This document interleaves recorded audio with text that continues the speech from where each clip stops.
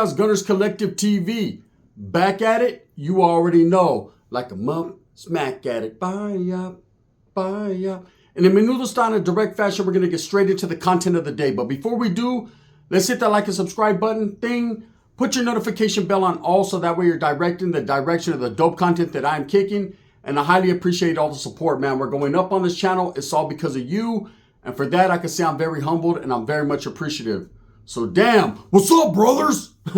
I hope the Woods got their coffee, man, because, man, did they bust a whole lot of them, right? But I seen this one coming. You know, anyone who's been in the game, in the streets, in prison, involved their whole life, seen this one coming. See, there's been a takedown within the California prison system of the big fellas of a white faction. And usually when things like that happen, usually when an organization is targeted or, you know, indicted on whatever they're indicted on, which is what has just happened recently, man. Federal indictments came down and were unsealed. And of course, the big fellas, you know, from the brand were definitely gotten at, right? And there was a lot of people convicted, a lot of testimony, a big trial, you know, went on. Whereas some of the leadership, or what is considered allegedly the leadership of this organization, were shut down, man. They were indicted on various crimes, murders, conspiracies to commit murders, drug trafficking, all these different things. You know, they basically, this is the second wave of it. You know, 68 Woods, brother, or alleged associates or alleged Woods. You know, when I say Woods, for those of you that are not from the state of California, Woods are what a white man is called within the prison system as well as the streets if you're affiliated with prison gangs. And, you know, Peckerwoods, or Woods for short. 68 of them got busted yesterday. Several guns were seized, several tremendous amount of narcotics. And for whatever reason, man, these guys just out of the blue were swept up. But it wasn't really out of the blue. Now, this happened in the San Fernando Valley, North Hollywood area, that whole area. And again, man, I think this is just a part of the original indictment on the big fellas. And it kind of leaked off into getting street soldiers, getting people off the streets that were maybe the movers and shakers and handling the business on the streets. You know, I've seen this happen plenty of times, man, where a group or a prison organization is indicted. They start to knock off the heads first. You cut the head off of the snake, and usually the body will wither. But in this case, there's always someone to step up and take over. So they try to knock out the top lieutenants, the soldados, the manpower, basically, the people that are actually doing the legwork and the footwork. You know, a lot of these guys that are incarcerated in prison, they only have so much reach. You know, most of these guys are doing life. Most of these guys will never see the streets again, have no action. So they rely on people on the streets to, you know, be their eyes and ears and do what they do. And so this was a perfect situation for the feds to swoop in. Because again, like I said, the feds are watching everyone constantly, 24 hours of the day. It never stops. You know, if you're in a gang, best believe your barrio, your hood, your organization or group is being watched. Whether they're being watched and there's basically a hard green to go in on them, or they're just being watched from a distance, they are being watched. I think any gang member, any gangster that has any merit, any salt in his season knows this. And so this bust wasn't really confusing to me, or it wasn't something that I didn't see coming. I figured when they got those big fellas and that whole trial just ended not even a week or two ago, right?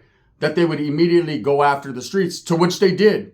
Now, they focused on the San Fernando Valley. Maybe that was, you know, usually, and this is the truth, usually when they do indictments, there's going to be people that roll. There's going to be people that sit down with law enforcement and they start giving everything up to cut a better deal for whatever the case may be. And this happens with all ethnicities, all races, not just the fucking Woods, brother. Blacks, Mexicans, natives, Asians, Usos. I mean, every group have people that just think about themselves. And, you know, people start working out deals and they give up names. And this puts into effect a whole snowball effect. And they start focusing on, you know, these trap houses. They start focusing on these guys that are out there running amok, these guys that are out there facilitating crime in the communities, and they go after the manpower. So that's what this looked like. Now, again, I could be totally wrong. This could be a situation where it was a separate indictment. They were just watching these guys for a very long time. But it kind of just coincides. It's like another piece to that puzzle, right? So you would think they got the big fellas, now they're going to go after the soldiers. That's how it looked. Now, 68 guys were arrested, and I'm sure they're going to capture many more. These were just who they got in the first wave. Usually these indictments, people keep getting indicted, and they like to arrest as many people as they can. Any associates, any old ladies, anyone within these households when they bust these volatiles. And the reason why they do this is because the more people that they arrest, the more people they're able to flip. Okay? Out of 68 people, 68 ain't going to stay strong. Let's just be real. Let's have common sense here. There's going to be people that roll and give up more trap houses, give up more of the business that's going on, the illegal business. And the beat goes on. Now, because this is in Southern California, maybe the person who rolled, in the first indictments, or whoever they got for whatever reason, focused on that area. Maybe he was from that area. He was able to give up the whole operation or whatever they had going on. And, and I've done time with the Woods, and the Woods are very organized. The Woods are very organized. Most white men, when they get into the prison system, the majority of them that I've ran into are not seasoned. They don't come with that mentality of being prejudiced or hating any other group because of skin pigmentation or anything like that. They're just regular white men. They get caught up on a series of crimes. But when you get incarcerated as a white man, and I'm speaking from a distance here because, I was a northerner, and so they programmed on the other side of the yard. I'm sure Dubs will probably do a video. Others will do videos, and they can give you more perspective into a white man's thinking, right? Because they functioned on the side of the yard with them. But, I got a lot of white homeboys. My homeboy Roach. I seen a lot of Woods. A lot of real fucking Woods, brother, right? I seen a lot of real Woods, and they were very organized. They were very with the program. They were very with the business. And I remember thinking to myself many times, like, man, the whites pose a big threat. They're dangerous. They're dangerous. They are very with the business. Okay, let's just say that. And they move together. If one white man jumps, all white man jumps. And if it ain't white, it ain't right, brother. Right? The white groups are the only group that doesn't fight amongst each other. Now, of course, they do removals. They do pegadas. They clean up their trash, most definitely. But they're the only ones, for the most part, that don't go against each other. Now, of course, you're going to have some groups that don't see eye to eye. Don't get it twisted, man. I know when NLRs were around, man, there was they were in confliction with a lot of different white groups. But for the most part, you don't have a lot of white, they're not gang banging, okay? They have a whole different way of thinking. They're about their people, their skin, their movement. Now you do have a difference between skinheads and Woods. And in this case, man, it seems like the focus was not on the skinheads. The focus was more so on the Peckerwoods, the Woods. And there's a big difference. And I've talked about it in videos. Woods and skinheads, big difference. Skinheads are an organization, a group that was actually originally founded in Jamaica, the UK. I mean, the skinhead organization was not built on hatred. It was started with peace and love, and somehow along the line, some people took it and twisted it, and it is the skinhead movement in the USA that we know today, okay? But in prison, you'll have skins and you'll have Woods, and the skins are a lot more political. They're a lot more vicious. But don't sleep on the Woods, man. They'll drink their cup of coffee and whack you, period. Now, this focus was on the Peckerwoods. At least that's what the news said. And I seen it coming. And anyone, like I said, who's done time with the Woods know they're very organized. And they're like that on the streets as well. See, when these guys get into prison and they're not really with that type of program, they kind of fall into that program. And I've seen a lot of whites do that. They have to stick with their own kind in prison for protection or for whatever the case may be. They really have no choice. And some of them adapt to that, and they like the politics, and they like, the structure. And so they get out and they start, putting things in play for whatever and for whoever. And this was a bust that, focused on eradicating the Peckerwoods in that area. Now, Woods are everywhere throughout California. And the majority of the Woods you'll find are in places like San Bernardino, the IE, and of course, Northern California. Shasta, Humboldt County. You'll find a lot of them in Cocoa County. The Cocoa County Woods are probably one of the largest groups. The Sacramaniacs, of course, you have the Fresnecs. All these different Wood groups in Northern California, they function at a high level, man. They're definitely about their business. They're not street gangs. They don't got barrios. Woods are going to be wherever woods are, right? There's a big group of them in Bakersfield. Orderly Splinter, right? It just is what it is. I just believe that this bust, the reason why this bust was, it was targeted the San Fernando Valley, was they had a large group there, and someone told. Let's just be honest. Someone told, gave up the ghost, and that's why they focused on them. Now, 68 people, there are going to be people that roll, and I could pretty much guarantee you that they'll be doing some busts on some woods, and probably in Northern California very soon. And that's just what it is. Does that stop anything, really? It doesn't. Does it get a lot of criminals and outlaws off the streets? For the time being, it does. And it's basically an eye-opener, to people that are out there committing crime, that, hey, these guys can come swoop you anytime they want. And that's what it is when you're living the criminal lifestyle, whether you're white, black, brown. If you're a gang member or you're living that criminal lifestyle, you have to assume and be aware that today could be your last day. Whenever the feds come knocking, ask Diddy, he'll tell you all his bottles of baby oil got snatched. When they come knocking at your door, they got you. Okay, so these guys, of course, they arrested them. Not all of these guys are going to do life automatically. Not all these guys are caught up in a RICO. Not all these guys are going to face life without. A lot of these guys are caught on misdemeanors and various crimes. And that's what happens with a lot of these indictments. You see the indictment that just happened in my city, Merced, a while back. And then GB, the rapper, was involved and he got right out. And people were tripping like, damn, how did he get out? Well, people are arrested on various crimes. Any crime that they could get you on, they're going to arrest you for one thing and one thing only: to interrogate you, to sit you down and see if they could flip you and get something up out of you. Now, most of these guys won't, because they're charged with misdemeanors, they're charged with petty crimes, they're seasoned, if they're in a mix or on a list to get indicted, then they've been around, they've been incarcerated, or they know what's up.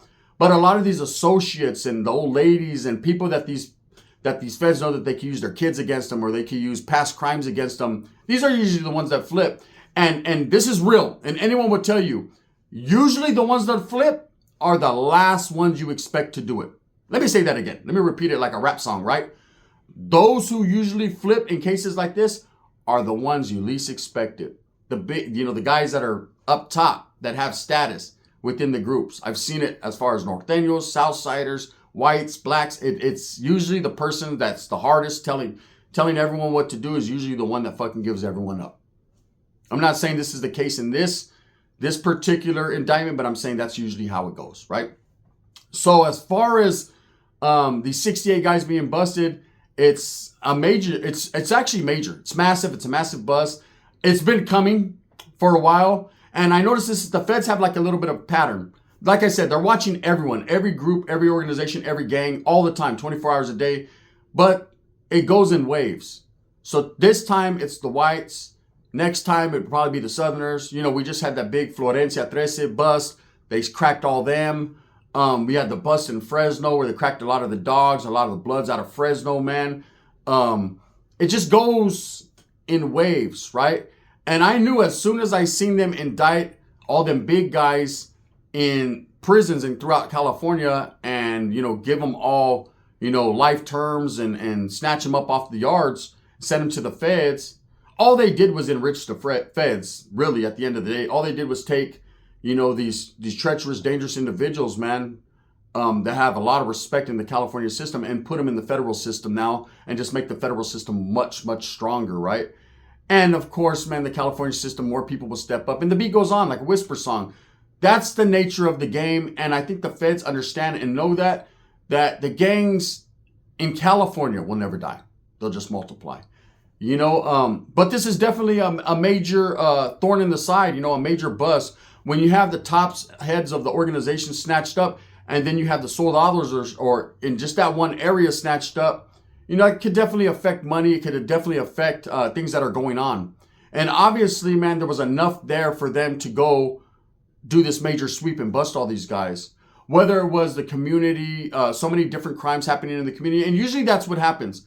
Usually there's one big crime that happens that grabs the attention of the federal government or grabs the attention of the authorities. And then they start focusing and they start flipping people and they start hearing, tapping people's phones and people wearing wires, and they start figuring out, man, there's a lot more to meets the eye. There's a lot more going on than they initially thought.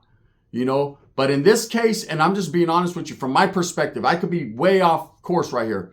But just from me knowing what I know and being seasoned enough to know it, it's kind of coincides with the indictments that just happened. You know, will this cripple the Wood faction in or out of prison? Zero. No. There's always going to be white men being locked up. That means there's always going to be Woods being locked up. You know, we've seen many of these RICOs, many of these sweeps, many of these busts happen for every different group, right? And it doesn't stop anything. You know, it might make people get a little bit more low key, slow down a little bit, but the car never stops rolling. The car never comes to a complete stop. The car is always going to do a California roll. That's how it is, you know. But when this came on my radar yesterday, I thought I'm going to do a video on it tomorrow. I'm going to give you guys a little bit of insight into my willings and dealings with Woods, because I did for a long time, man, was doing business with Woods, you know, Roach and several others. And I got to kind of key in and see the inside, the intricacies and the details of what they had going on. And they were very, very well organized. Little tweakers, the ones I was dealing with. They were a little up, brother. They were a little tweakish, right? But at the same time, they wouldn't hesitate to fucking peel your whole shit back. There was never a thought in my mind when I went with these guys that there was any punk in them, okay, or coward in them. You know, it was always full go, and I mean full go, full throttle, all the time. Peckerwood's moved smooth, right? And wild in some cases. But it allowed me to get insight into their thinking and the mind frame. And pretty much the assumption, or not the assumption, but the perspective I got on it, my take from it was, they're very much structured just like a lot of the Mexican gangs. Okay, these guys are vicious. Probably more vicious so than Mexicans, period. You know, from what I've seen. You know, and I understand when you're a smaller minority group within the system. And it's crazy because, you know, in the United States of America, Caucasians, whites are the majority. Okay? It's kind of shifting on the West Coast, Southwestern states. It's shifting, East Coast even. But you still have that big meat in the middle of the United States. It's mostly a white country. And you got a little bit of everything, but the whites are thick. But in the California prison system, they are the minority, or one of the minorities, right? You're not going to see very many of them on the yard. So they stick together like glue, man. They don't have to recruit. If you're white, you're with them, you know? And if you can't hang, then you got to go. And you got to go via a stretcher. So anyways, you know, from everything that the willings and dealings I've done with whites, battling against them and with them, I could tell you they are a very, very vicious adversary. And when they're with you to the fullest. If it ain't white, though, it ain't right, brothers. You can't trust them, because if you got any pigmentation to your skin, there's going to be some discrepancies there, brother. You know, there's going to be rules, brother. There's going to be fucking rules, brother. All right, that's it. But yeah, so a big bust yesterday, San Fernando Valley, man, North Hollywood area, man. 68 Peckerwoods and associates arrested. Several guns, several drugs. Again, like I said, not everyone's going to go down forever. I believe that they arrest as much as they can just so they can flip them. And so we'll see if this leads to more indictments, more arrests. I'm sure it will. But, you know, in California, man, like I said, if you're a gang member and you're part of that life, this ain't the last one, nor is it the first one. It's going to continue to go on like this. And I notice around election time, you know, a lot of things start happening, a lot of indictments, a lot of big things start happening. Everyone's putting their ducks in a row. Everyone's, you know, maneuvering their pieces around on their chessboard. So there's a whole bunch of different ways you could see this. I see it as, you know, it just was a time and a place for everything. And yesterday was that time. So it was the Woods time. You never know who's next. So if you're out there really doing it, man, you always got to be aware that someone's either watching you or they're telling on you, and then they're going to be watching you. They watch everyone. With that being said, I hope that you move smooth with a purpose. Get everything that you want coming. And remember, at the end of the day, Woods, everything's going to be all right, brothers. There's coffee. Hopefully you can get your old lady to bring a little bit of dope, right? And there's a little bit of everything. But you know what more so there is there's time. They never run out of time. There's always going to be time. So if you want to be one of those people on the inside doing time, then continue to do what you do. If you want to be one of those people like myself on the outside looking at other people doing time, then just do better. It is what it is. Thumbs up or thumbs down. Heavy's going to be the head that wears the crown. I'm going to continue to strive and struggle and strive for what I truly believe in, and that's the betterment of all people. They got the woods, brother. They got the woods. It's fucked up.